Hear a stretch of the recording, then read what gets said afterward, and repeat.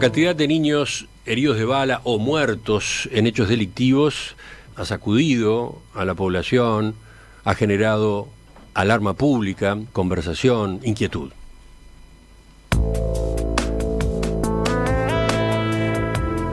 En los últimos 2 meses, 7 menores recibieron disparos en episodios de violencia, muchas veces vinculados a disputas entre narcotraficantes. A raíz de estos casos, el Ministerio del Interior convocó ayer a una reunión interinstitucional a efectos de coordinar acciones de forma de prevenir estas situaciones. Pero, en particular, ¿qué dicen los médicos que atienden estos casos en los hospitales? En el Hospital Pereira Rosell, según ha informado su director, el fenómeno no ha pasado desapercibido porque la atención a niños baleados se ha vuelto más frecuente. Vamos a profundizar justamente en estas situaciones, en estos hechos, en estas experiencias, entre comillas. Para eso estamos con el doctor Javier Prego, jefe de emergencia pediátrica en el Hospital Pereira Rosell. Doctor Prego, buen día, gracias por acompañarnos. Buen día, ¿cómo están? El director del Pereira, Álvaro Galeana, ha dicho que antes era excepcional atender a un niño baleado, digamos 2 o 3 casos al año, pero ahora, agregó, hay 2 por mes aproximadamente. ¿Cuándo notaron ustedes ese quiebre? Bueno, los heridos por arma de fuego realmente generan, como tú decías, mucha preocupación. Nosotros venimos monitoreando estos datos estadísticos desde hace muchos años y hemos visto sí que hay un aumento, es un aumento progresivo, no hay un momento de corte que uno diga a partir de tal o cual año se generó un quiebre. Nosotros atendemos niños con lesiones por arma de fuego con una incidencia variable, porque los números son pequeños, entonces a veces 1 o 2 casos generan modificaciones de los porcentajes. Pero es verdad, nosotros teníamos atendiendo tal vez un niño por mes o cada 2 meses, y en los últimos periodos hemos tenido momentos en los cuales asistimos hasta 2 niños por mes. En los cortes de estudio de estos análisis muestran, por ejemplo, un nivel de 12 meses de abril del 2022 a marzo de 2023, que es un periodo que lo tenemos bien determinado. Tuvimos en el periodo de 12 meses 27 casos, lo que da aproximadamente 2 niños por mes. Después hay variaciones, si uno analiza en el último semestre capaz que hubo más casos, pero ahora este año hemos tenido más casos y además con algunos cambios desde el punto de vista epidemiológico. ¿Qué quiere decir esto último? Ahí está, hace unas décadas, tal vez en el año 98 al 2005, 2004, el perfil era de niños en escenarios no intencionales, podríamos llamarle no provocados o accidentales, entre comillas.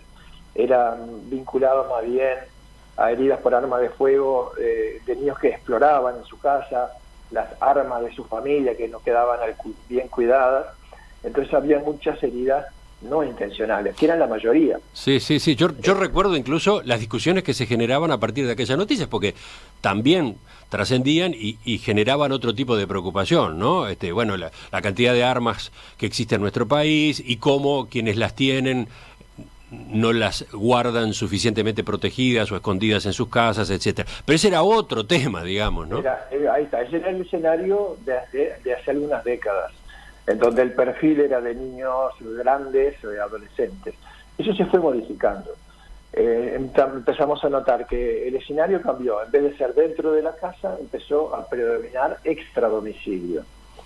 Lo que era no intencional pasó a ser intencional en la mayoría de los casos, y vinculado a escenarios de violencia, muy variada, ¿no? Y también vimos un perfil de cambio de edades. Antes teníamos niños grandes adolescentes y empezamos a ver niños más pequeños que eran, como podríamos decir, víctimas de estos escenarios de violencia. Y también lo que observamos era una mayor gravedad en cuanto a las lesiones provocadas. Y eso además coincide con estos últimos meses o semanas, podemos decir, porque esto es muy reciente, en los cuales hemos tenido niños que han fallecido. Tenemos constatado, bueno, en nuestro hospital un paciente, un escolar que murió por una herida de bala, más otros 2 que no llegaron al hospital, ese niño pequeñito de 2 años, que eso fue bien reciente, y el adolescente que fue hace unos meses de 14 años protegiendo, podríamos decir, a otro niño más pequeño. O sea que en un periodo de poquitos meses hemos tenido 3 fallecidos, con lo cual eso es un número que para el Uruguay es un número que genera mucha preocupación, y bueno, ha desencadenado todas estas cuestiones de comunicación a los medios, de análisis, de respuestas institucionales, que bueno, que ese es otro escenario. Y usted está describiendo lo que conocen, lo que tratan, lo que ven en el Hospital Pereira Rosell. Supongo que habría que agregar otros casos en el interior del país también. Bueno, claro, nosotros tenemos una visión que podríamos decir que tiene un sesgo, ¿no? Nosotros, más allá de que el Hospital Pediátrico de Pereira Rosell es un hospital de referencia del subsector público y que recibe muchos pacientes que también son derivados de otros sectores, es una visión sectorial. Lo que, como tú decías, lo que pasa en el interior de la República, en muchos lugares, nosotros no tenemos información. Lo mismo si hay pacientes que fueron asistidos en el subsector privado, mutual. Sabemos que la mayoría, porque nosotros en un país chico estamos al tanto de todo lo que sucede, que la mayoría de la población afectada por heridas por arma de fuego son poblaciones vulnerables que suelen asistirse en el subsector público. O sea que tenemos un número que seguramente es reflejo de lo que está sucediendo, pero que puede haber algunos pacientes más. Sabemos de colegas con los cuales hemos tenido intercambio de opiniones de que viven en el interior, que han asistido a pacientes en el interior de la República con heridas por arma de fuego en edades pediátricas y de adolescencia. El caso más reciente y más impactante fue el del jueves de noche en Pinar Norte, en Canelones. Allí directamente, recordemos, murió un niño de 2 años en ese ataque a balazos, y hubo otros 2 menores heridos, 2 sobrevivientes. Esos 2 sobrevivientes fueron internados, fueron derivados justamente al Hospital Pereira Rosell. No sé si usted estaba en ese momento, pero ¿qué sabe? ¿Cómo fue la experiencia, entre comillas, de atender a esos niños en esas circunstancias? Bueno, sí, estamos bien al tanto de los 2 casos. Nosotros también tenemos que tener cuidado en el manejo de la información, de lo que es la preservación de los datos que hacen a los aspectos personales de las familias, porque atrás de de estos niños hay familiares, así que vamos a manejarnos con aspectos genéricos. Realmente genera mucho impacto el asistir a niños de corta edad con heridas por arma de fuego, que en este caso fueron lesiones que no generaron daño orgánico severo, pero lesiones que podíamos catalogarlo dentro del grupo de lesiones menores. Pero bueno, eso no invalida la severidad del evento, que si hubiera sido una herida más grave o una herida más penetrante que afectara a órganos, seguramente el desenlace debiera haber sido otro. Eso por un lado.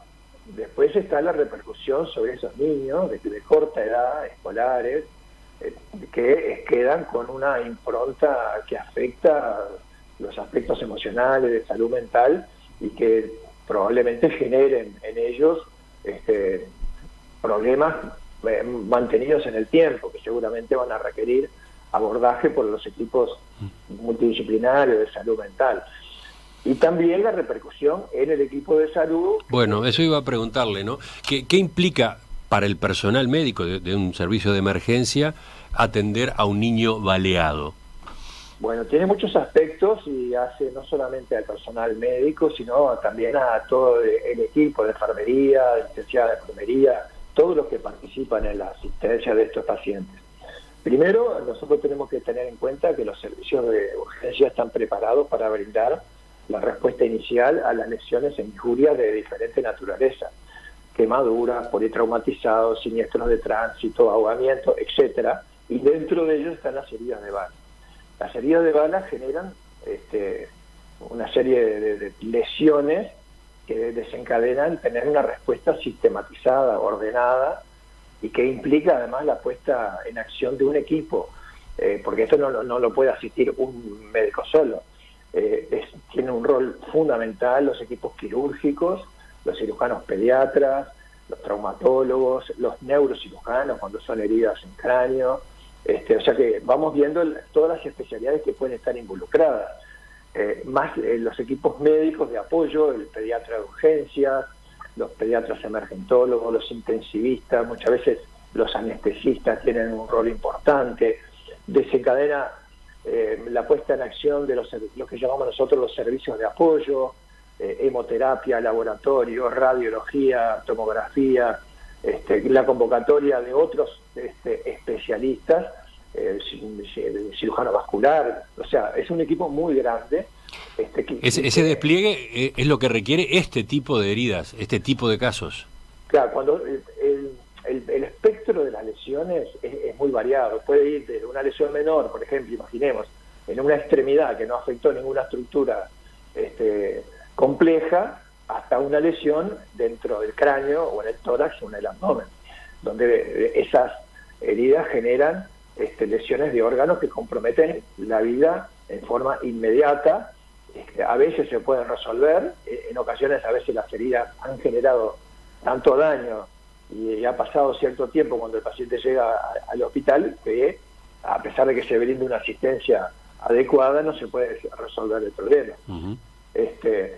Y además también hay que tener en cuenta que esta problemática de heridos de bala graves no es tan frecuente, por ejemplo, si la comparamos con lo que pasa con los equipos que asisten a pacientes adultos. Los hospitales de adultos, tanto del sector público-privado, Hospital de Clínicas, Maciel, Pasteur, reciben y asisten pacientes con heridas de arma de fuego en forma más frecuente. Si se quiere, podemos decir que tienen un know-how mayor que el nuestro, que cada vez que viene un paciente de estos genera mucha atención y mucha preocupación. Sí, esa era otra de mis curiosidades. ¿Está preparado el pediatra para atender este tipo de situaciones, niños baleados? Bueno, sí, dentro de la formación de los pediatras está todo lo que hace la formación de urgencia y a la asistencia de pacientes con lesiones. Estos pacientes no están solamente, como te decía, en manos de un pediatra, sino que el pediatra forma parte de un equipo. Nosotros tenemos la fortaleza que en el Hospital Pereira Rosell, el equipo de pediatras que desempeña funciones en el departamento de emergencia, tiene una muy buena formación académica. Hay muchos que son especialistas en emergentología pediátrica, hay colegas que han hecho además especialidades de terapia intensiva como otra especialidad adjunta, y además hay una experiencia acumulada de trabajo por el volumen, ¿no? Nosotros asistimos entre 55.000, 60.000 niños por año, donde las lesiones, traumas, heridas son un porcentaje bien importante. O sea que podríamos decir que en el hospital pediátrico, el departamento de emergencia, tiene una formación adecuada para la asistencia de estos pacientes. A veces imaginémonos escenarios diferentes, un hospital secundario, un hospital que no tenga todos los recursos, porque es importante tener en cuenta todo lo que yo decía inicialmente de la cantidad de recursos que se ponen a funcionar cuando llega un paciente herido grave. Y además con otro concepto que muchas veces se maneja para estas situaciones y para las heridas o traumas en general, del concepto de patología tiempo dependiente. La lesión grave va generando un daño que hay que resolver. Imaginemos una arteria sangrando grande, ¿no? Hay que atenderla de forma rápida, porque si eso progresa en el tiempo, después cuando llegamos tarde. O sea que la derivación de esos niños y adolescentes en forma oportuna, rápida, por ejemplo, al hospital de referencia es lo mejor, porque si no podemos perder perder tiempo, que es vital en estas circunstancias. Sí, cuando preguntaba si están preparados los pediatras para este tipo de casos, también me refería, o quizás más que nada me refería a lo emocional, ¿no?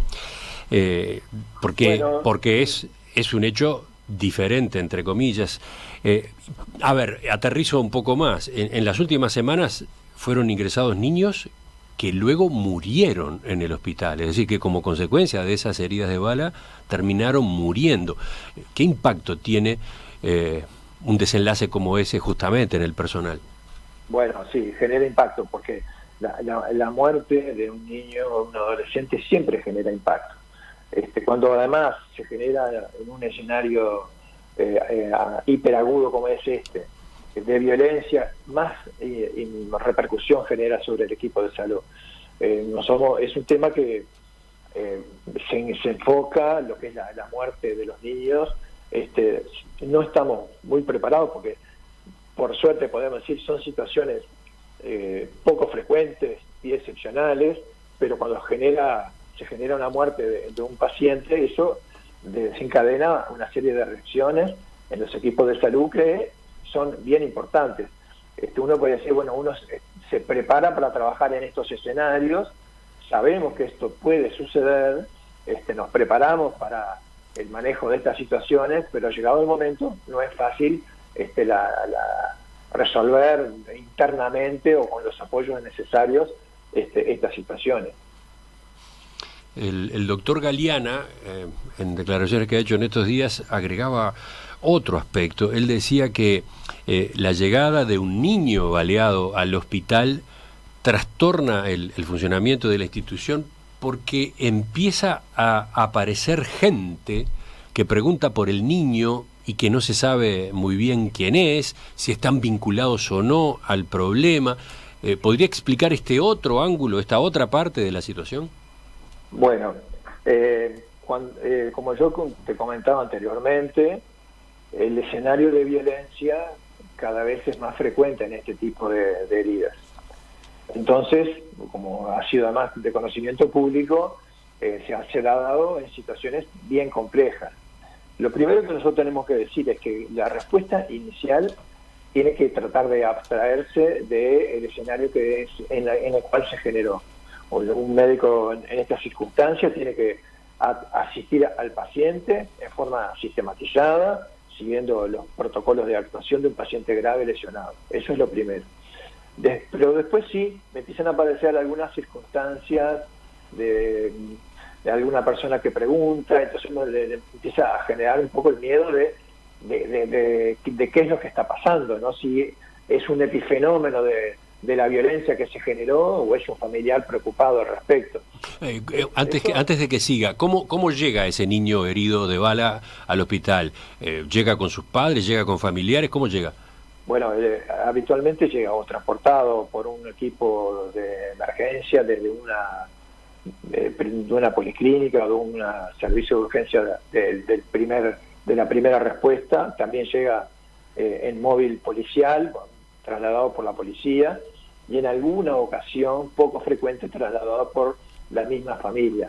Por lo general se suele dar una respuesta inmediata en el escenario o cercano al escenario, ya te digo, o por la policía o por servicios de emergencia extra hospitalarios. Pero en esos vehículos, por ejemplo, ambulancia o policía, ¿también vienen familiares o no? Bueno, en ocasiones sí, en ocasiones hemos recibido niños solos y después llega el familiar, porque a veces no daba como para que el familiar pudiera entrar o acompañar, o venía un poco retrasado. Qué complicado eso, ¿no? Recibir un niño solo, que llega solo, ¿no? Sí, son escenarios así, a veces cuando hay siniestros de tránsito, niños lesionados, que lo que prima es el inicio de la asistencia, sobre todo cuando son pacientes graves que requieren una atención inmediata. Puede ser que llegue el familiar al poco de haber llegado al hospital, ¿no? Entonces, sí, son situaciones complejas porque desconocemos hasta el nombre para poderlo incluso introducir entre lo que son los sistemas informáticos actuales de historias clínicas electrónicas, donde necesitamos bueno, un número, un documento, un apellido para poder ingresarlo al sistema. Entonces también genera hasta ese tipo de dificultades operativas, ¿no? Sí, sí, además en general son los familiares quienes conocen un poco la historia de ese Claro. niño, ¿no? Qué medicamentos toma, si ha tenido otras enfermedades, intervenciones, etcétera. Sí, tal cual. Así que bueno, eso se da. Hay niños que llegan solos, traídos por policía o por personal de salud. Otros, bueno, llegan con familiares, pero después ya se da esto otro. Aparecen otras personas y con esas personas se generan situaciones de tensión muchas veces. Bueno, yo me desempeño fundamentalmente en el área de la urgencia, en donde, bueno, pasan estas cuestiones. También sabemos que pasan en el sector de internación, o cuando el niño está en la unidad de terapia intensiva o en las salas de cuidados moderados de pediatría, donde, bueno, aparecen preguntando, y bueno, sí, se trata de mantener, bueno, primero la reserva, ¿no? Hay que recordar que son casos, pero son personas que tienen también su derecho a la reserva de la información, o sea que uno trata de brindar información solamente cuando sabemos que es un familiar directo, el padre, la madre o el tutor que está a cargo de ese paciente. Esto ha motivado, incluso ahora estamos conversando con las autoridades hospitalarias para tratar de fortalecer los procesos de que hacen el funcionamiento hospitalario, ¿no? De circulación de personas, de acceso, que sabemos que hay otros hospitales que sufren estas situaciones en forma más frecuente, que tienen, como si querés, más restringido, ¿no? Del acceso a circulación de personas. Hay problemas de seguridad, entonces, o riesgos en materia de seguridad. Yo no te puedo decir que haya un riesgo porque nunca pasó en ningún evento, pero hay que anticiparse, ¿no? Como todas estas lecciones que estamos como aprendiendo. Uno, cuando suceden situaciones como esta, que modifican nuestra práctica diaria, bueno, uno se pone a pensar qué podemos hacer para mejorar, tanto en lo que es protocolos asistenciales, que a lo que los médicos tenemos que dar la primera respuesta, para tratar de que todos los expertos que trabajamos con ellos tengamos nuestra mejor respuesta, averiguar sobre los procesos intrahospitalarios para que sean ágiles, para que sean rápidos, para tratar de mejorar los tiempos de respuesta. Y bueno, y también esto que tú hacías referencia a los aspectos de seguridad. Vamos a revisar, vamos a ver cómo estábamos. Creo que eso es algo que está en proceso, que lo estamos haciendo. Sí, porque recordemos que con mayores, con internación de mayores heridos en episodios de este tipo, ha habido casos donde aparecen personas que, por ejemplo, quieren llevarse al herido, se lo quieren llevar, o que increpan o tratan de manera dura, severa, a los médicos, a los profesionales que están atendiendo al herido. Ha habido de todo en esta materia, ¿no? Sí, ahí está. Entonces, bueno, cuando uno ve que empieza a generarse esos problemas en un hospital donde antes, si se quiere, no era tan frecuente esta situación, bueno, vamos a tratar de abordar esa situación con mayor con mejores herramientas para evitar y anticipar problemas e inconvenientes. Los equipos de salud, como digo, están expuestos muchas veces a situaciones de diferente violencia con usuarios que se han dado en todos los hospitales, y que ha generado, bueno, a la vez la puesta en marcha de protocolos, de manejo de esas situaciones donde los gremios y los tanto de médicos como de funcionarios han tenido un rol importante para tratar de tener protocolos de actuación al respecto. A propósito de lo que conversábamos hace unos minutos, de que usted está transmitiendo la experiencia, lo que viven, lo que conocen ustedes allí en el Hospital Pereira Rosell, pero que estos casos también se dan en el interior. Llega acá un mensaje que nos advierte que hay un niño de Rivera recientemente baleado grave, está internado en el hospital de Tacuarembó después de un ataque a balazos y posterior incendio de su casa en el barrio Villa Sonia. Sí, es un hecho también de estos días, ¿no? Sí, estábamos al tanto de ese caso, con lo cual vemos que la problemática de este tipo de escenarios, que para nosotros no era tan frecuente, cambió. Entonces, bueno, cuando cambian los escenarios, cuando cambian las situaciones, nosotros tenemos que ayornarnos y saber que esto, ojalá se puedan tomar medidas para controlar, pero bueno, sabemos que las medidas son profundas, ¿no? Porque hacen aspectos sociales que no son sencillos de modificar.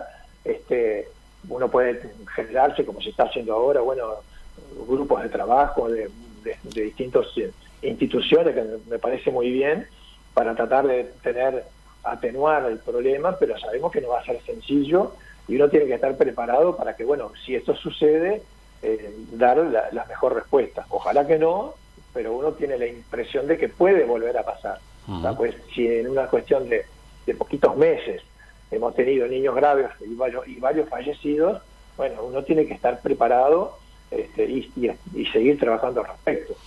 Una duda, además de niños heridos por armas de fuego, que es lo que hemos estado analizando, ¿ha habido también incremento de casos de niños con heridas de arma blanca?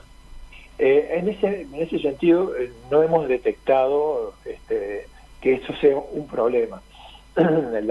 Otro tipo de lesiones provocadas en escenarios de violencia no lo hemos detectado. No quiere decir que no existan, pero nosotros en nuestro hospital no lo hemos detectado como un problema. Bien, entonces, para ir redondeando, repito que estamos en diálogo con el doctor Javier Prego, jefe de emergencia en el Hospital Pediátrico Pereira Rosell.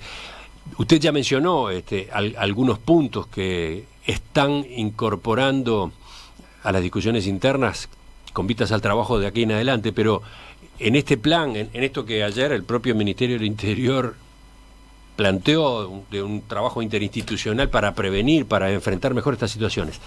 Ustedes en el Pereira, ¿en qué están pensando? ¿Así en un resumen por lo menos de algunos asuntos?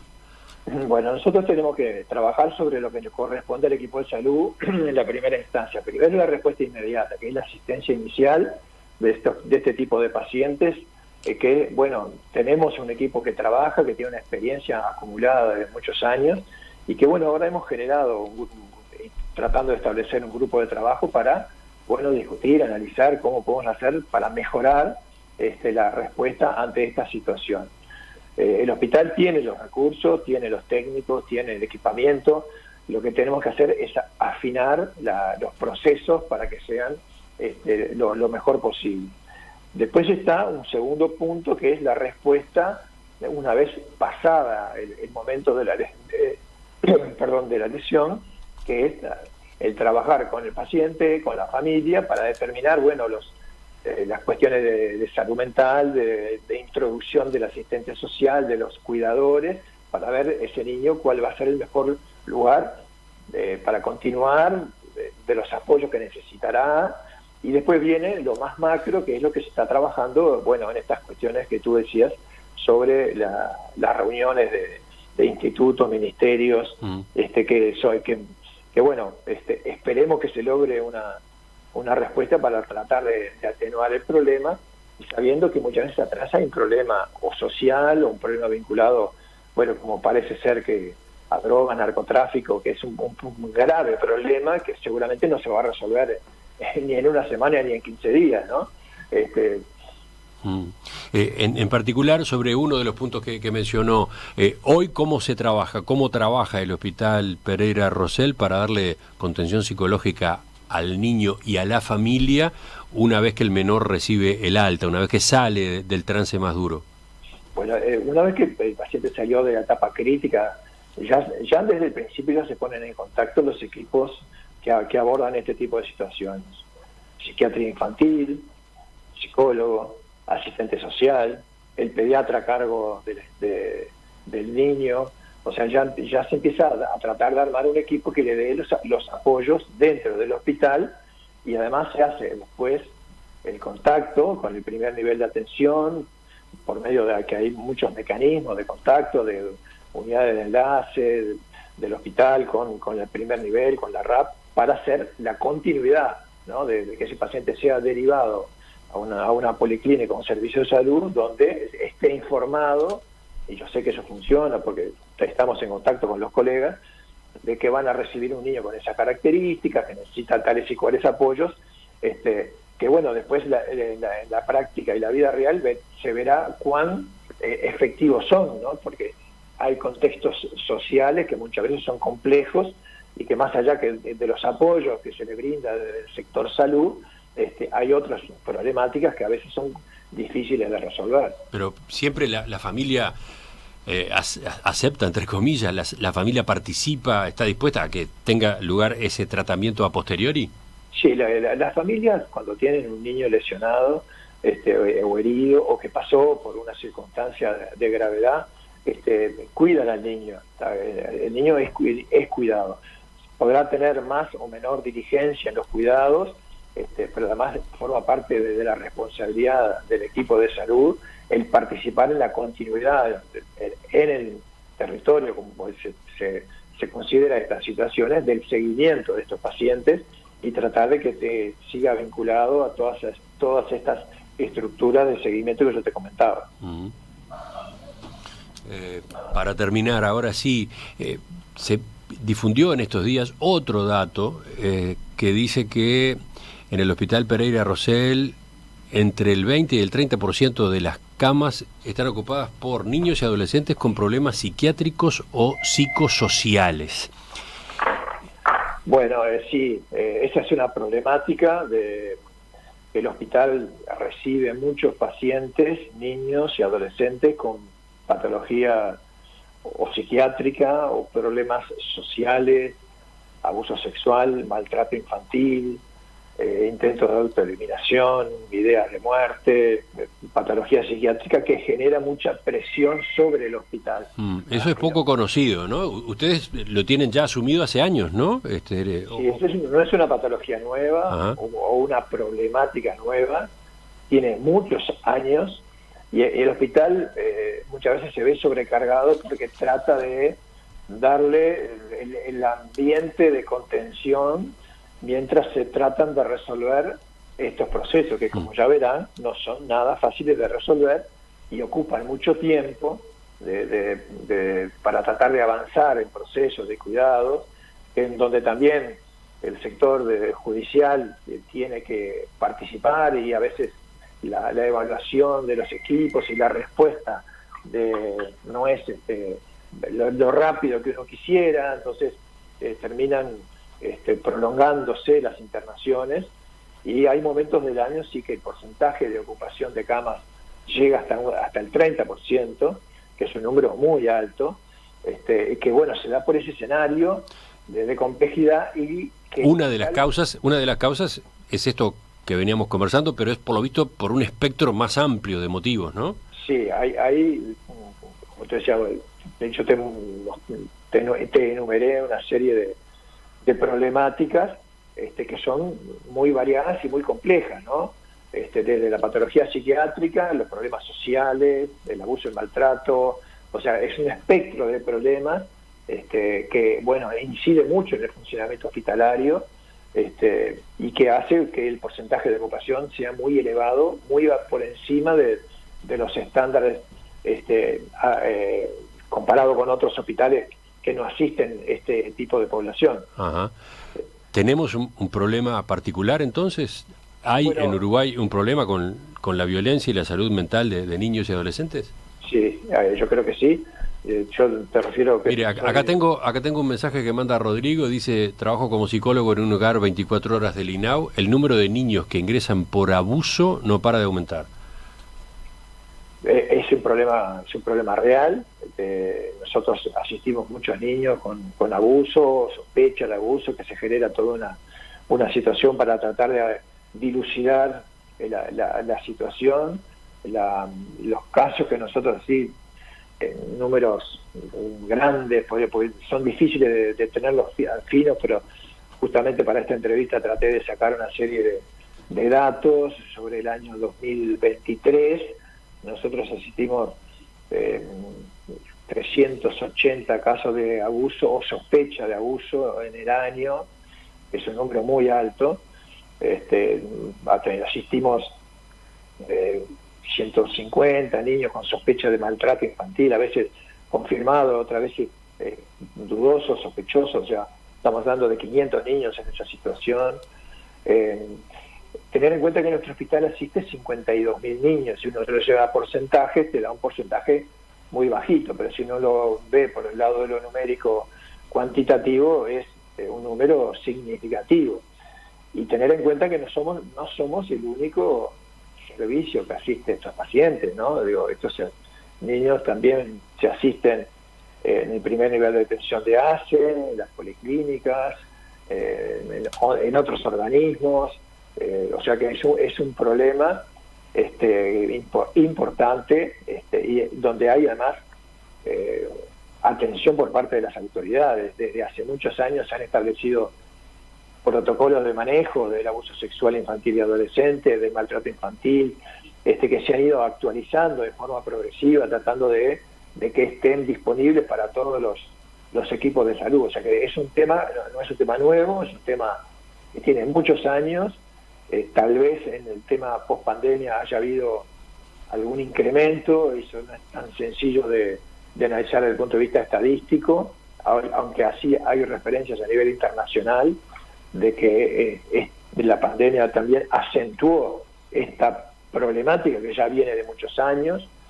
No es exclusivo del Uruguay, si uno lo compara con la región y con otros países de diferente nivel de desarrollo, sigue siendo un problema. Si volvemos, por ejemplo, a lo que éramos la herida por arma de fuego, en Estados Unidos, en niños y adolescentes, se está transformando en una de las primeras causas de muerte. Capaz que en un escenario diferente, porque la sociedad americana tiene otras particularidades con respecto al manejo de las armas y demás, pero se está transformando en un problema y también vinculado a escenarios de violencia o de pobreza. O sea que es un problema que podemos decir global, donde cada país tiene sus particularidades, y nuestro país en especial considero que sí que es un problema que ha generado además la puesta en marcha de muchos grupos de trabajo a nivel de la Facultad de Medicina, del INAU, de primaria. Hay muchas instituciones, ACE, muchas ONG, o sea que es una problemática que determina que muchas disciplinas, psiquiatrías, asistentes sociales, pediatras, psicólogos, trabajen con estas poblaciones, maestras.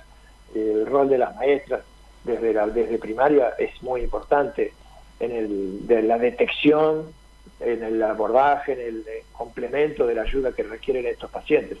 O sea que es una situación que consume muchos recursos y que se le brinda lo que el país trata de dar lo mejor que se puede, que sabemos que muchas veces es insuficiente y que además es un problema que se mantiene en el tiempo.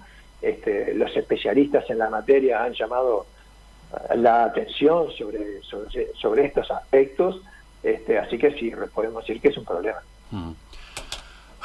Nos quedamos con una mochila pesada después de escuchar su testimonio, sus datos y sus advertencias. Sí, creo que sí. Ahora, de todas maneras, también hay que rescatar, yo siempre considero como muy importante los trabajos que hacen todos estos grupos de trabajo que nombré, que son constantes, que están siempre tratando de dar lo mejor para resolver problemas. Lo que pasa es que a veces, en ocasiones, la problemática social requiere no solamente de lo que es la respuesta del sector salud, sino una respuesta más global, más integral, que sabemos que no es nada sencillo porque pasan los años y los problemas siguen presentes. Doctor Javier Prego, jefe de la emergencia pediátrica en el Hospital Pereira Rosell, le agradezco su participación esta mañana en Perspectiva y toda esta información que ha volcado el micrófono. Bueno, muchas gracias y les envío un saludo. Seguimos en contacto. Hasta luego.